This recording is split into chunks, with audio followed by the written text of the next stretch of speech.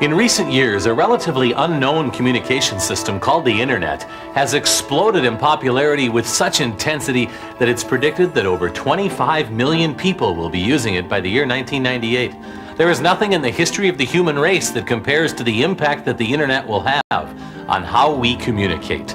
The question is not whether you'll become part of that action, but when.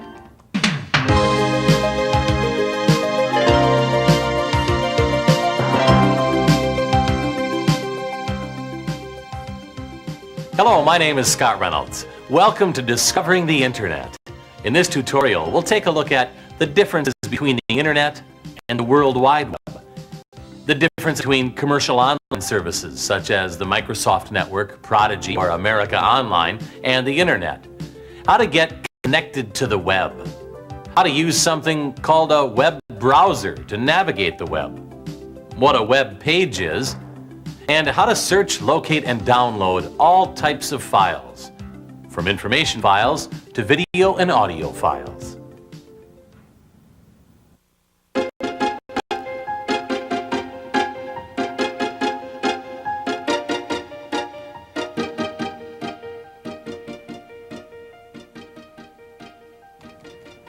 In this first lesson, we'll take a look at the Internet, the World Wide Web, and commercial online services. As an archaeologist, I do most of my research here in my lab with my colleague Kathy. We use reference materials such as these books and journals. Or we used to, before the Internet, that is. The Internet was developed in the 1960s by the United States military, but was quickly adapted by researchers such as myself to pool research information with other scientists from across the globe. The early experimental stages of the Internet's development were primitive and involved only 4 computers. These 4 computers later developed into many more computers, and eventually into something called the ARPANET. ARPANET, later dubbed the Internet, was created for and by the United States Department of Defense, whose assignment was to construct a communication system based on an intricate web of interconnected computers. The Internet, eventually crossing international boundaries, quickly grew into an array of computers interconnected together around the world. Today, it is this physical connection of these thousands of information-laden computers that is the Internet. It's common these days to hear a lot about the World Wide Web and the Internet. But just what is the web, and how does it relate to the Internet? The World Wide Web, or the web, is a highly ambitious project whose goal is to provide an interactive and simple interface to the vast resources of the Internet. The web was developed in response to the difficult nature of the Internet. Not only was the Internet inaccessible to most people, but to communicate on it required a certain degree of computer skill.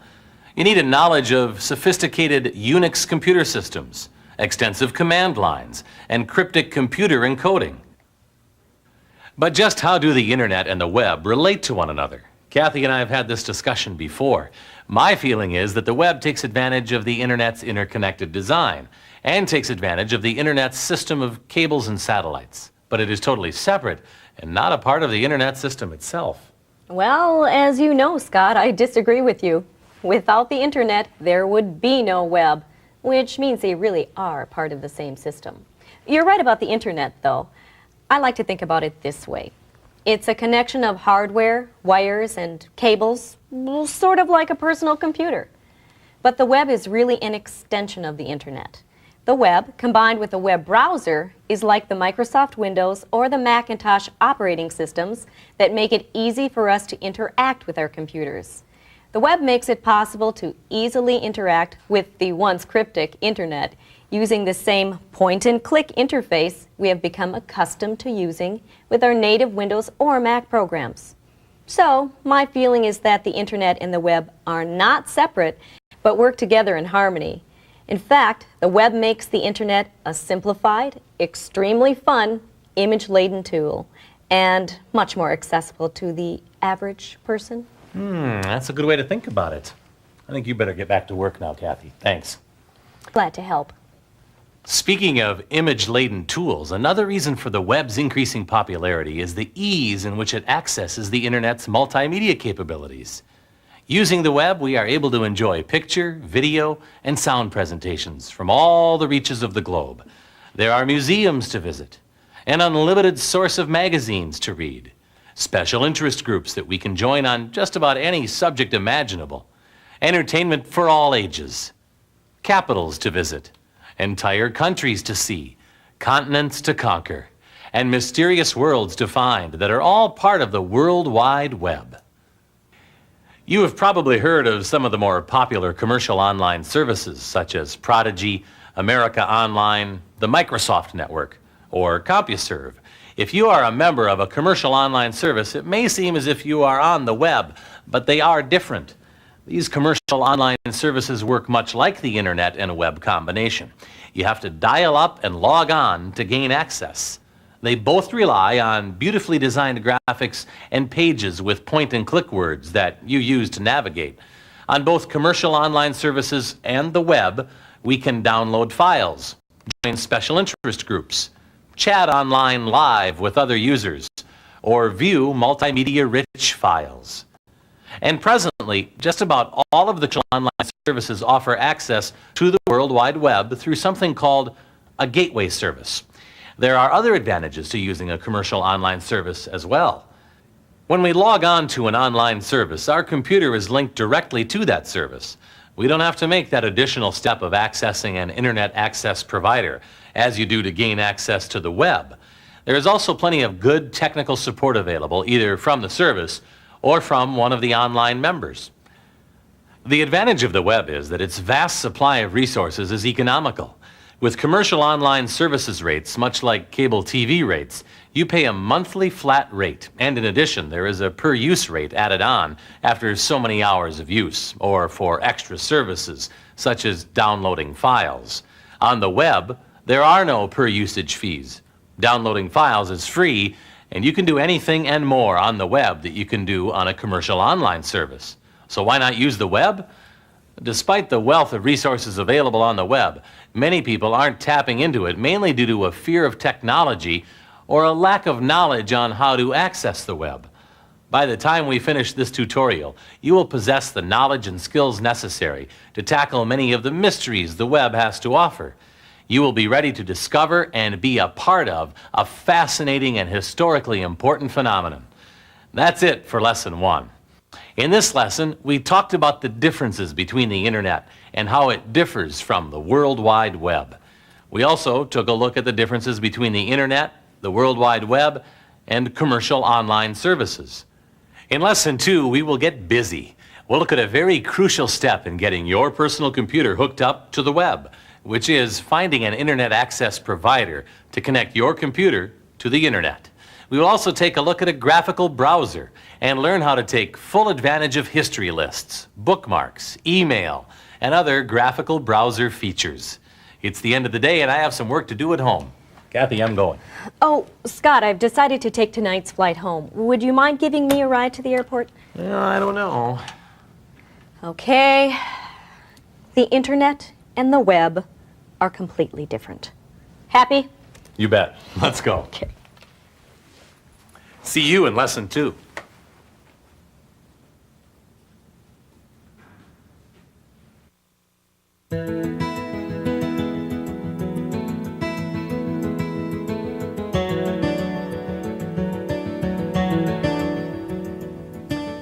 You know, I love working with Kathy, even though we do get into some pretty serious debates. Thing is, she's usually right.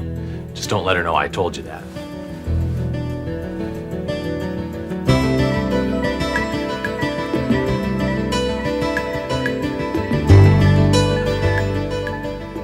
Because the internet can be accessed from any location with a standard telephone line, I do a lot of my work here in my home office. In Lesson 2 of Discovering the Internet, we are going to learn how we can get connected to the World Wide Web over your personal or home office telephone line. We'll also learn how to use something called a web browser to navigate the web. In order to gain easy access to the web, there are 3 basic items that we'll need to have: a computer with a modem, a connection to the internet through an internet access provider, and a browser that allows us to interact with the web. Finding the right computer is fairly easy. Just about any computer we purchase or own today would be more than capable of accessing and navigating the web. However, what type of modem we use is much more critical. Let's talk about computer modems. There's a vast array of phone lines, computers, satellites, software, and other unseen obstacles that we go through to access the internet. The computer modem is by far the slowest connection in this chain. A modem is a piece of equipment that is attached to our computer and connects to any standard telephone jack. The modem has the task of converting all of the computer code that leaves our computer into telephone language. We need a modem to connect to the web. How fast our modem can convert information between the web and our computer will determine whether we have to suffer long, excruciatingly slow jumps between web pages, or whether we have the ability to leap around continents with lightning speed. Modems come available in several different speeds or baud rates, 1200 baud and lower on up to 28.8. The baud rating on a modem indicates how fast it can transfer data. The slowest speed we should consider for navigating on the web is a 14.4 baud modem. Anything below that speed will still work, but is probably much too slow. It's kind of like waiting for a slower dot matrix when you are used to a laser printer. If possible, get a 28.8 modem. Faster modems don't cost all that much more, and for most web browsing, it's well worth the investment. Now, maybe you're not the technical type or have neither the desire nor the time to figure out computers and baud rates and stuff like that. Well, most people don't. That makes spending the time looking for a good full-service internet access provider an important first step. An internet provider can help to select the appropriate computer and modem, but more importantly, can properly connect your computer to the web. Let's take a closer look at why we need an internet access provider and how to find the right one for our needs. If you own a computer already, or even if you don't, you are probably aware that there are many different computer formats, and most are not compatible with each other. An internet provider is designed to get these incompatible systems to work in harmony and communicate effectively within the environment of the internet. They are the computer language interpreters of the internet. There are several computer language interpreters, or protocols, that internet providers use. SLIP, CSLIP, or the most current PPP, meaning point-to-point protocol. PPP is likely to become better supported and more popular than SLIP and CSLIP in the future. However, currently more software and internet access providers support SLIP and CSLIP. In your search for an internet access provider, you should ask if they provide a SLIP, CSLIP, or preferably a PPP account. And in addition, if they have an email server for using the email features of the web, a news server for subscribing to news groups, and if they can accommodate your modem speed or baud rate. Finding a good internet access provider is not hard. They can be found in computer trade journals, newspapers, or by asking at a computer sales or service business. To eliminate phone connection costs, it is best to find a service that is local, or if none is available, one that has a toll-free access number. I subscribe to a commercial online service. As you can see, my service has an Internet Gateway feature that can be used to locate Internet access provider lists that are located on the web. An extensive list of hundreds of Internet access providers can be located by doing a search for Internet access providers. We'll talk about searching the web with web searching tools later in this tutorial. Having access to the Internet is only half the journey to getting on the web. Once we have made the physical connection, we need to have a graphical browser, or as it is usually called, a web browser. A web browser creates the point-and-click environment that makes the web so easy to use. Like Kathy mentioned earlier, a web browser is like a Windows or Macintosh operating system. It allows us to interact with our computer in a user-friendly way. Earlier today, I saw an interesting photograph on the web, and I would like to get a copy of it and share it with Kathy. I'll sign on, take a look at some of the features of a popular web browser, and at the same time, download that photograph to my computer. I close out of my commercial online service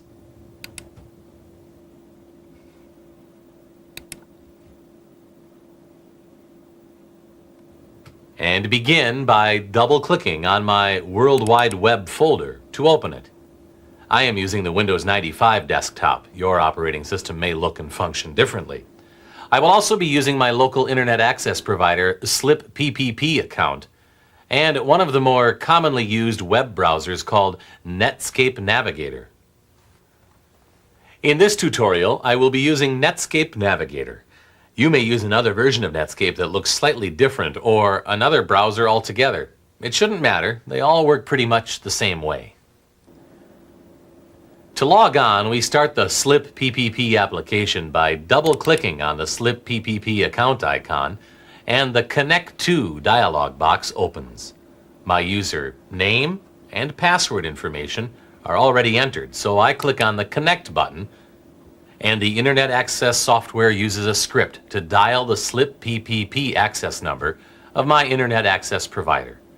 The modem dials out, their modem answers, and then the script takes over until the Slip PPP connection is established. At this point, we can forget about the Slip PPP application. We minimize the window to get it out of the way. The software is still running underneath or out of sight.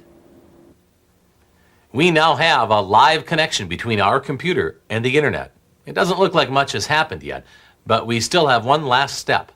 Next, we need to start our web browser. We double-click on the Netscape Navigator icon. In a few moments, Netscape opens to the Netscape homepage and waits for us to begin our web session. We are now completely connected and are ready to browse the web. Before we search for and download the photograph that I am looking for, let's take a look at some common web browser features. The Netscape menu bar and button features are very similar to other web browsers that are available today. There is a main menu bar across the top of our screen. Below the menu bar are the toolbar buttons.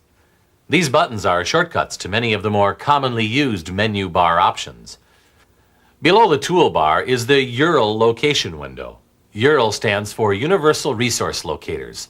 This window contains the URL address of our current Netscape homepage. It is a very long window because URL addresses can be quite lengthy. If you are used to DOS path statements, you should be able to grasp a URL quickly. There is a wealth of information contained in a URL address, and they are easy to read. We'll discuss URLs in more depth in a moment. Below the URL window are a series of directory buttons that are very helpful when you first start using the web. Most of these options are also available inside the directory menu, on the menu bar. To the right of the URL window is an image of an N resting on a globe. This is an activity indicator. When we click on one of the blue words located in a web page, the indicator becomes animated, telling us that Netscape is still performing our last request.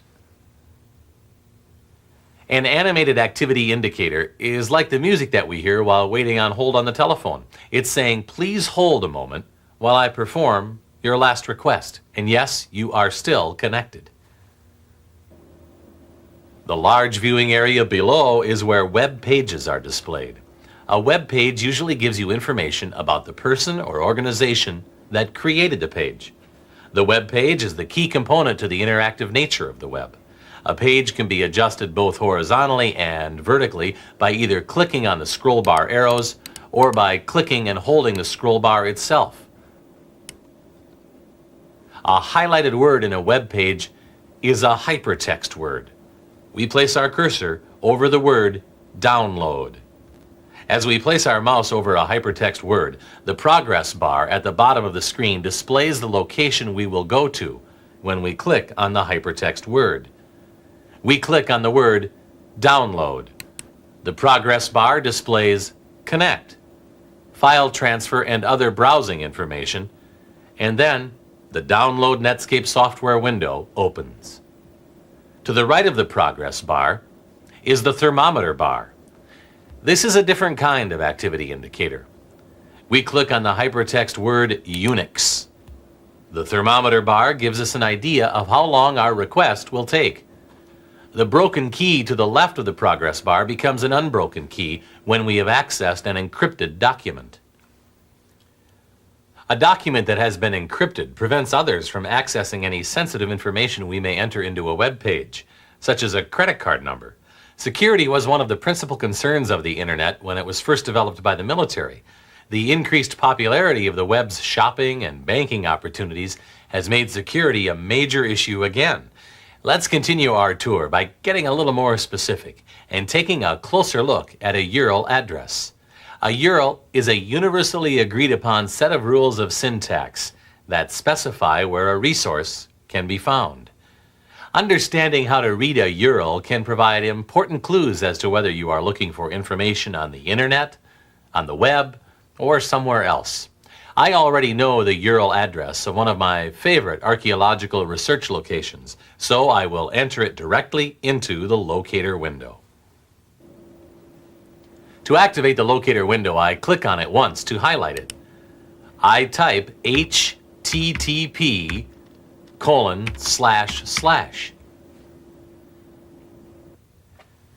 URLs are not only lengthy, but they are case sensitive, so you have to be careful you get the spelling and cases correct. The HTTP in the URL address stands for Hypertext Transport Protocol. URLs that begin with HTTP are web resources. HTTP is the interpretation protocol that we talked about earlier that permits different computers to talk to one another on the web. A URL that begins with HTTP tells us that Netscape will access this web page using the HTTP rules of syntax. URLs that begin with FTP or Gopher are Internet URLs. We'll talk more about searching Internet resources in Lesson 3. To continue, we type the second part of the URL, spirit.lib.yukon.edu/. This section of the address is called the domain, which means location of our web page. URLs and the domains inside them are easier read from right to left. For example, the edu at the right end of my URL's address domain indicates that this location is an educational institution. A .com would indicate a commercial organization. .gov, government. .mil, military. .int, international organization. .net, networking organization. And .org, nonprofit organization. There are many international names as well. An AU added to the end of a URL address would indicate an educational institution located in Australia. Now we type the third part of the URL, arcnet/. And finally, arcnet.html. This URL address is saying, using HTTP protocol, let's go to the computer called spirit.lib.yukon.edu.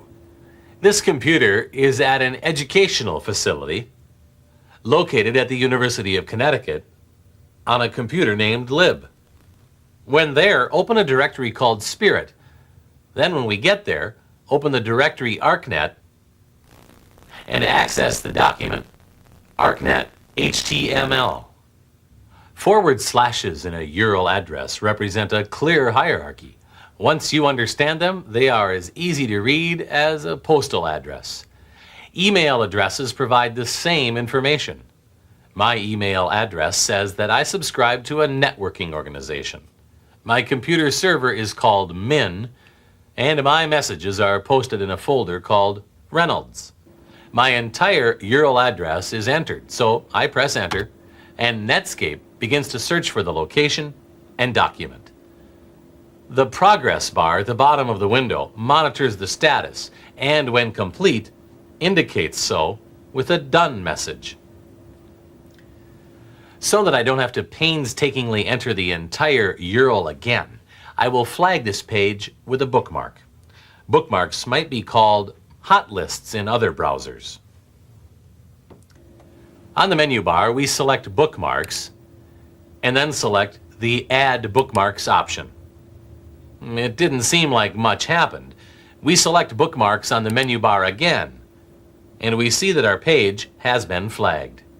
We talked about hypertext words earlier. Web pages are usually a combination of both hypertext words and hyperlink images. I like this page because it is a good combination of many hyperlinks and hypertext, and it's designed attractively. Next, we click on the image called Museums to hyperlink to the Museums and Research Facilities page. This is another attractive page with plenty of information. Let's flag this page as well. We click on Bookmarks on the menu bar and then select Add Bookmarks. We grab the scroll bar and scroll down the list until we find the Museum of Paleontology at Berkeley. We click on the Museum of Paleontology at Berkeley line.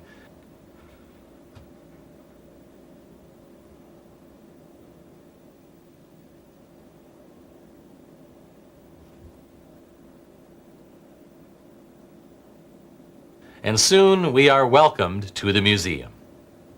We scroll down to the bottom to get a better look.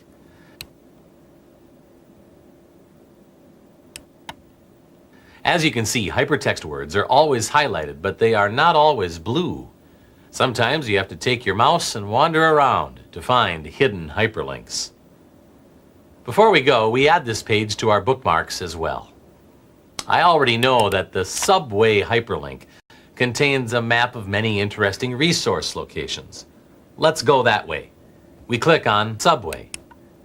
Netscape connects, and we are now welcomed to the subway.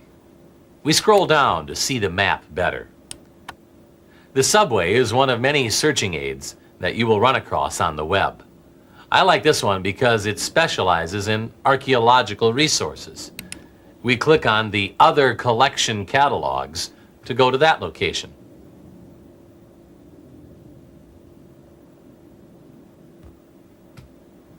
We scroll down to see this page better. This time our list is categorized mostly by images. This richness of combined media is what makes the web so interesting and fun. We click on the paleontology image.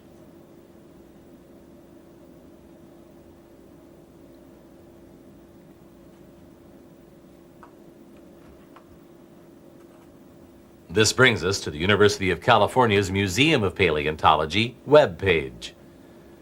We can see that this is a vast source of information. Let's put this location in our bookmark also.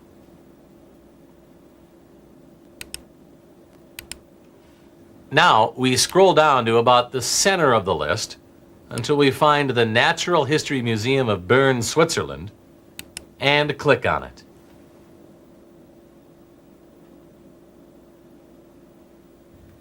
You didn't even notice it, but we just crossed into Switzerland. My humble computer is directly linked to the Natural History Museum of Bern, Switzerland, and all of its resources. Now we scroll down to get a better look. In the Departments category, and under Paleontology, we click on Overview.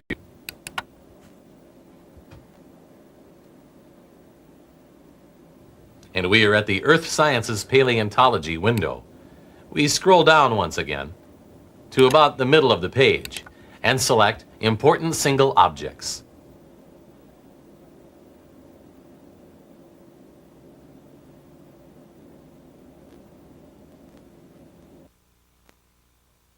Let's bookmark this page also. We click Bookmarks and select Add Bookmark. We scroll down one last time to the center of the page and we have found our image. A reconstruction of the skeleton of a megalosaurid Cretaceous. It's a great image. Let's get a closer look at it. We click on the left image and we see it full screen.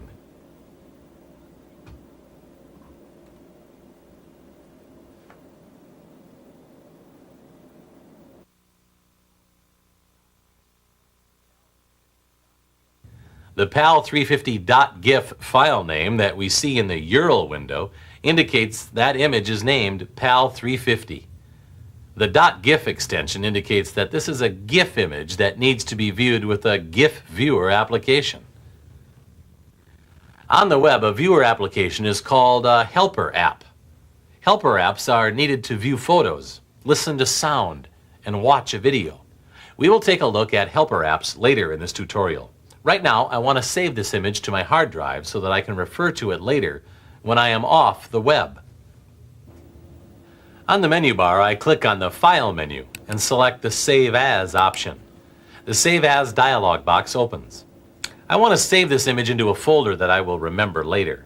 In Windows 95, I can do this in the Save As dialog box. I click on the Create New Folder button and type Dino Images, and then press Enter. I double-click on the Dino Images folder to open it. I want to change the default name of this file. In the File Name box, I drag to select PAL 350 and type Megalosaurid, and press Enter to save the image to my hard drive. We just downloaded an image from the web to our computer. It was easy, and as you can see, very user-friendly. We also navigated the web, and along the way, saved some web pages to our bookmark folder so that we can return to them later. After navigating through a few hyperlinks, you may want to refer back to a previous web page, but can't remember where you saw it. One way to accomplish this is by viewing the history list located inside the Go menu. The history list is a complete list of all the pages we visited, displayed in chronological order. To view our history list, we click on Go on the menu bar, and the list opens up. The recently accessed documents are displayed with the top being our most recent location. A check mark helps to indicate our present location. We close the Go menu and use the Back toolbar button to toggle backwards through our history list, one page at a time. We click on the Go menu again, and our check mark has changed to reflect our new location. We click on the GIF image and return to the photograph we downloaded earlier. To get a history list that contains URL address information, we click on the Window menu and scroll down to select the History option. In the History window, we can grab the scroll bar to view a URL better. We'll close this box. When we end our web session and close down the Netscape program, all of the history information will be permanently erased. The history list is sort of the short-term memory of web navigating. We bookmark pages that we want to return to during different sessions. As we cruised the web, we permanently saved a few of our more interesting web pages to our bookmarks file. Now let's go back and create a file for our favorite museum bookmarks and call it Museums. First, we click on Bookmarks on the menu bar and click on the ArcNet www bookmark. Netscape takes us back to the ArcNet web page. We click on Bookmarks again, but this time we select the Go to Bookmarks option. The Netscape Bookmarks dialog box opens up, and we see our bookmarks displayed inside a folder that Netscape has automatically labeled Scott Reynolds Bookmarks. Netscape automatically installed my name from my email address information in my Preferences menu. On the menu bar, we click on the Item menu and select the Insert Header option. The Bookmark Properties dialog box opens, and we type Museums.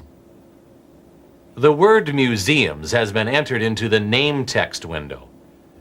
We click on the OK button, the dialog box closes, and we see that a Museums folder has been added to our Bookmarks file. Now we want to add our files to the folder. We click and hold the left mouse button on the ArcNet www file. We slowly drag our mouse over the Museums folder. A ghosted box appears attached to our mouse cursor, and when a box encloses the Museums folder, we release our mouse button, and the ArcNet file is moved into the Museums folder. We continue to do the same with the other files until they are all moved. We click on the File menu and select the Save As option. The Export Bookmarks to dialog box opens. We click the Up One Level button to leave the Dino Images folder. We keep the default file name of Bookmark and click on the Save button. We select the File menu and select Close to return to the main screen. Now we click on the Bookmarks menu and scroll down to the Museums header. When the Museums header is highlighted, we see that our bookmarks are now filed in an easy-to-find and logical order. Navigating with bookmarks is an efficient way to keep track of your web page treasures, but categorizing your bookmarks into easily recognizable lists helps you to keep your sanity from an overwhelming maze of hyperlinks. Now let's take bookmarking one step further. Let's create a page that contains our bookmarked list of favorite places. We open the File menu and select the Open File option. We double-click on the bookmark file. Our bookmark file opens and looks like a web page with a header and subcategories. We click on the ARC www hypertext word, and we are hyperlinked to our web page.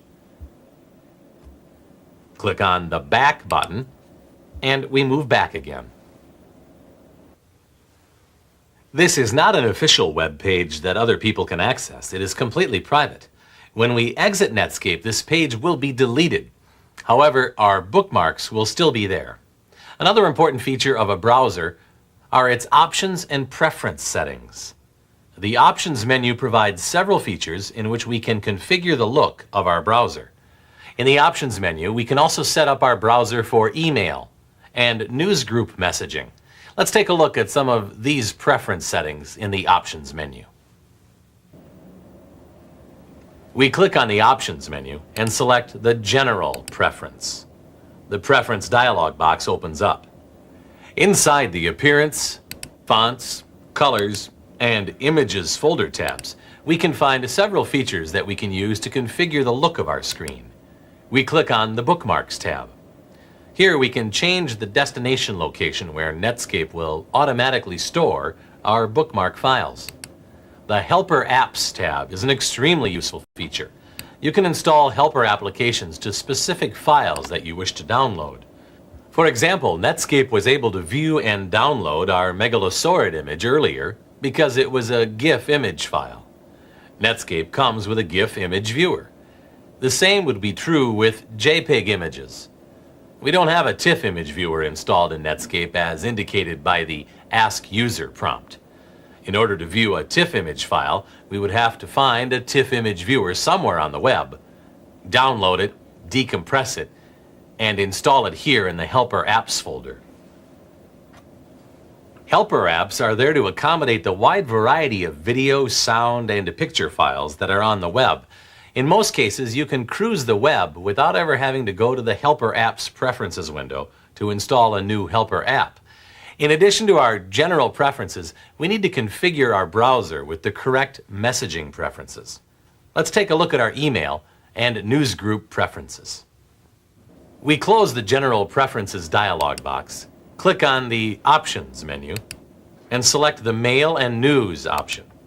The Mail and News Preferences dialog box opens, and we click on the Directories tab.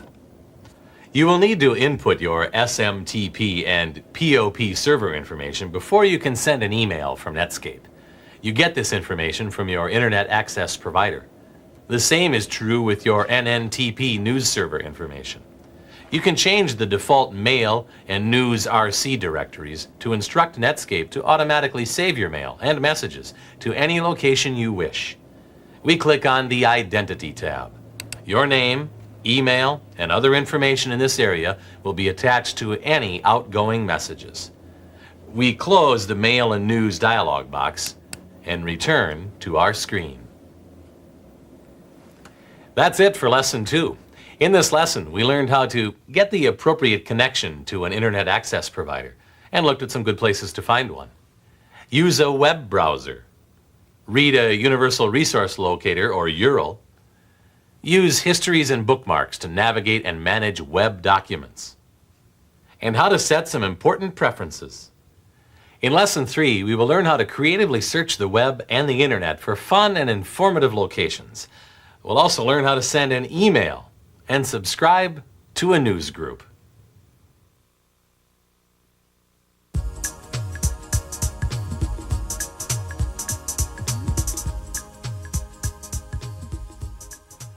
Searching for that hidden piece of information on the web can be pretty easy if you understand how to look for it. There are 3 basic ways to search the web. First, we can just follow a chain of hypertext strings until you find something interesting like we did earlier. Second, we can search by geographical region. A good location to save in your bookmark list is a web geographic search page called CityNet. CityNet will help to find information about cities throughout the world. Sometimes you can find guides to tourist locations, information about cultural events, maps of bus lines and subways, and even pictures and music.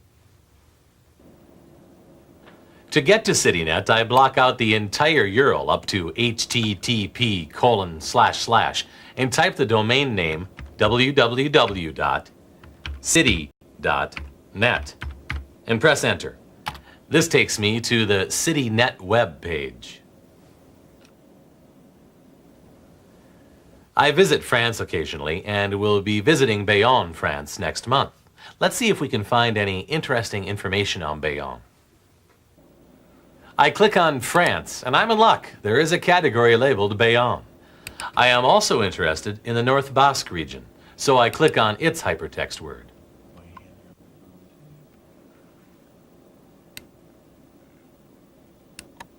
There is a hypertext word called Carte du Pays Basque.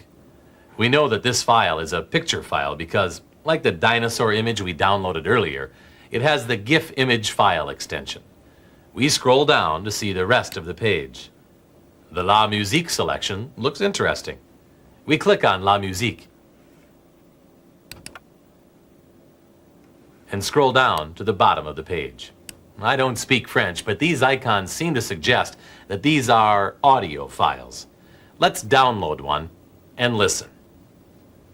We double-click on the bottom file, and Netscape automatically downloads an audio file. This is where having a faster modem comes in handy. Audio and video files are very large and can take some time to download. After a while, it's finished downloading, and Netscape automatically plays the file. I can use the controls to rewind, replay, or stop this sound file. Let's take a look at another geographical searching tool called the Virtual Tourist. The Virtual Tourist contains information about websites for many countries, in addition to general information for each nation. To get to the Virtual Tourist, I drag to select the text and type wings.buffalo.edu/WORLD/ Press enter, and the Virtual Tourist web page appears. We scroll down to look at the map. The Virtual Tourist is primarily a web location service, but it works in conjunction with CityNet to help us in our searches. Clicking anywhere on the globe will take you to that part of the world. The third way to search the web is by using a searching engine, which is essentially a robot-like program. In fact, search engines are sometimes called spiders, robots, or wanderers. Once we provide a search engine with some information, it launches out onto the web looking for any resources that match the information we have provided and returns with a list of suggested resources. Because the web is so vast, we can speed up our searching session by using Boolean searches. A Boolean search uses and, or, and not in combination with your key search words to perform a search. We begin our search by clicking on the Net Search button on the directory toolbar in Netscape. The Internet search page appears, and we scroll down the page to view our selection of searching engines. Each engine has a paragraph, briefly describing its particular searching method. I want to look for dinosaurs in North America. Let's begin with the InfoSeek search engine. We type dinosaurs and North America and press enter. In a few moments, the search engine verifies my search for dinosaurs and North America and displays the first 10 of the 100 resources that it found that contain the words dinosaurs and North America. We scroll down and click on the first selection, Early Dinosaur Discoveries in North America. The web page appears, and it's exactly what I was looking for. This document contains more information about the Megalosaurus.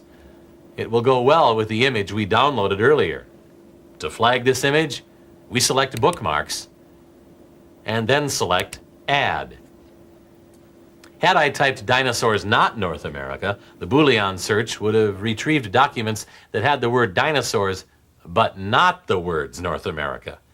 And typing dinosaurs or North America would have retrieved documents that had either word. Each search engine uses its own philosophy on how to search and retrieve information.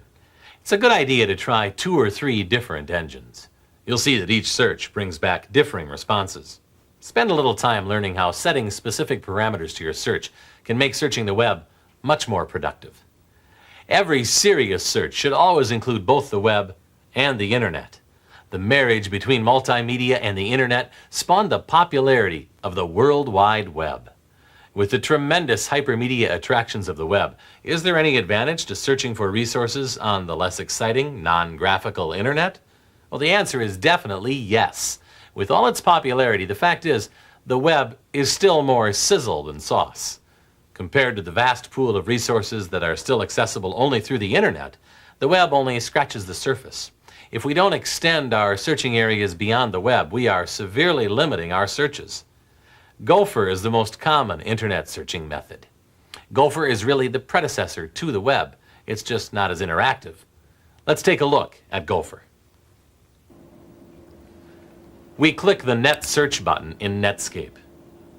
We scroll down, and in the Search Criteria window, we type Gopher Search and press Enter. In the Net Search Results window, we scroll down and click on Gopher Space. The library's automation service www server page appears, and we scroll down and click on all the Gopher servers in the world. Finally, we click on the All the Gopher Servers in the World folder. From this location, we can search for and access all that the internet has to offer. Notice the URL address no longer begins with the web's familiar http:// protocol indicators. We are no longer accessing the web's HTTP or hypertext resources. This Gopher location is a good place to learn more about Gopher. If you are going to include the internet in your online sessions, you should become very familiar with Gopher and the other internet features such as Telnet, FTP, Waze, and the Internet Relay Chat feature where we can communicate live online and view photographs of people from other countries. Another way to communicate with people around the globe is through email or electronic mail. Let's take a look at email. I need to email a copy of the photograph of the dinosaur and its caption to Kathy back at the lab so that she can look at it when she returns. I also want to include some of the text from our search on dinosaurs of North America. I will use my Netscape email feature to send this email package to her. First, I need to open a second Netscape window so that I can arrange all of my resources together. On the menu bar, I click on Window and then select New Netscape Browser. A second browser window opens to the default Netscape web page. I can see by the icons on my Windows 95 taskbar that I now have 2 browsers running. I need to view them both, so I move my mouse pointer to the bottom right corner of my new browser window. Click and hold the left mouse button and drag to resize the window to fit roughly half the screen. Notice that as the window gets smaller, some of the toolbars disappear, but no matter how small the window gets, I can always see all of the menu bar options. I click inside the hidden browser window to make it the active window and resize it to the left side of the screen and then drag it to the right. I now have 2 separate browser windows I can use, and I am ready to gather my resources. Let's put the Early Dinosaur Discoveries of North America webpage in the left browser window. We click on Bookmarks in the left Netscape window menu bar and then scroll down to select Early Dinosaur Discoveries in North America and the web page appears. Now, in the right browser window, we click on the Bookmarks menu, select the menu Museums, and select Important Objects. As it is loading up, we maximize the left browser window to see it better. Because this text references a talk on the Megalosaurus, I wanted to include it in my email message. I drag to select the text and the header. I click on Edit on the menu bar, and then click on the Copy option. The text is now in my clipboard. I minimize the left Netscape window. We click on the right browser window to make it active, and we scroll down until we see the photograph of the Megalosaurus and its caption. Everything is set, and I am ready to send my email. I click on File on the menu bar in the right browser window and select the New Mail Message option. The message composition dialog box opens. Netscape has automatically added my email address in the From box. In the Send To box, I type Kathy's address. I click inside the subject box and type Quite an interesting find.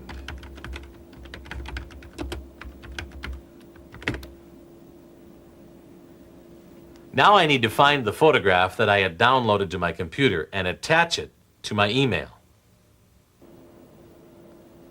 On the toolbar at the top of the screen, I click on the Attach button, and the Mail News Attachments dialog box opens. I click on the File Radio button and click on the Browse button. Then I double-click on the Dino Images folder and then double-click on the Megalosaurid file. The string of commands inside the File window tells Netscape where to find the file on my computer. I click on the Attach button. The Mail News Attachments dialog box closes, and my GIF image file is attached to my email. I click in the text input window and type, "Hello, Kathy. This is the information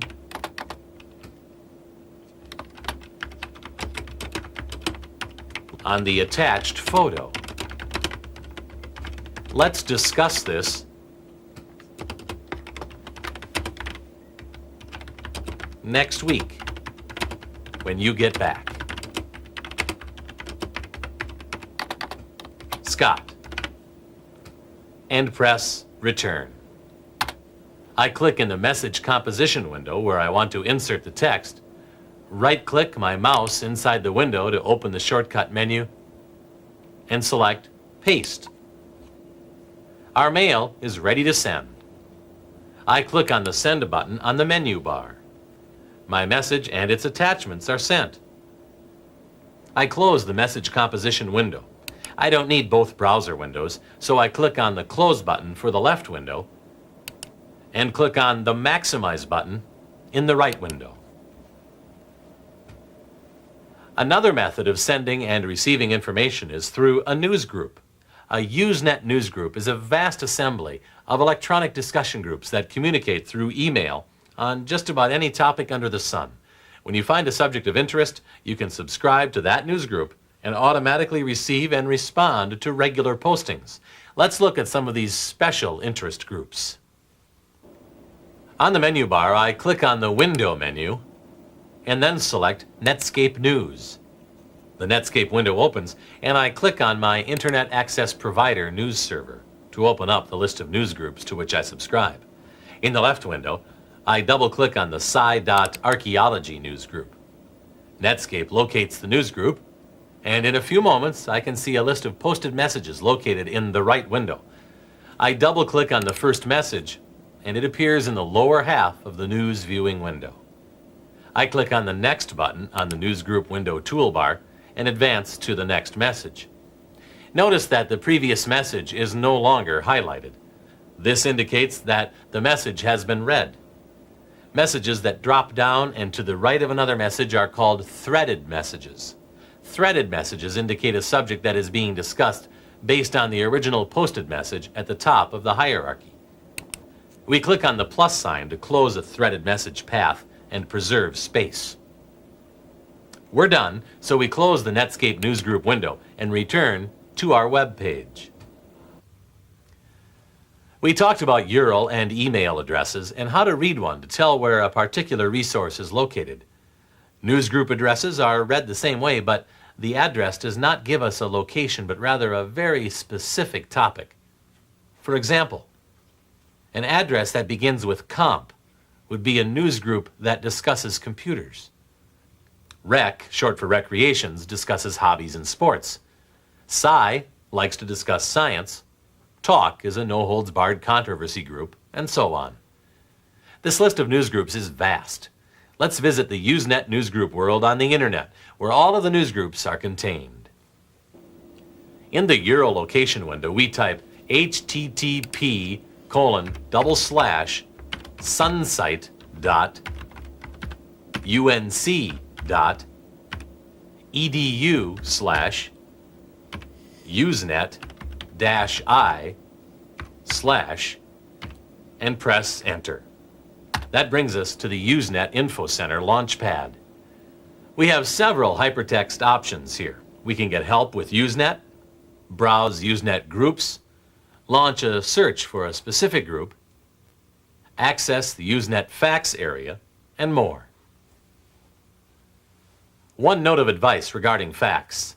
FAQ stands for Frequently Asked Questions. If you are new to emailing and other forms of electronic messaging, it is highly recommended that you take the time to read the fax.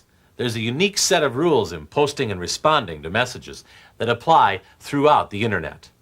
Most people are friendly and helpful, but it's easy to unwittingly offend without some basic electronic messaging skills. Now let's take a look at some news groups. We click on the Browse the Usenet Groups hypertext words to see a more comprehensive list of newsgroup subjects. We're interested in scientific groups, so we scroll down to the Sci category and click on it.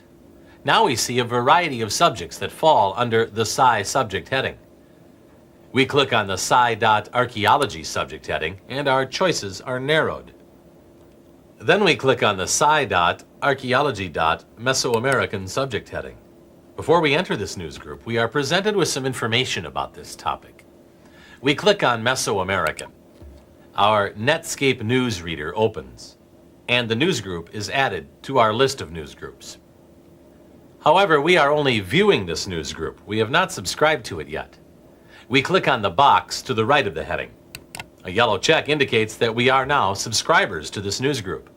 Now every time we enter our Netscape news feature, new postings to this area will be added. We double-click on the heading, and in a moment, the postings appear in the right window. We can read and respond via our email to these messages. We are done with our web browsing session, so we close the newsgroup box and return to the Netscape window. Let's close our browser and disconnect from our internet access provider and return to our desktop.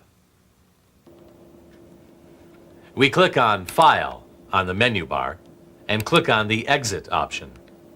Netscape Navigator closes. Remember, we are still logged on to our internet access provider, and we need to disconnect our modem. We click on the Internet Access Provider icon on our Windows taskbar and click on the Disconnect button. We are now back to our Windows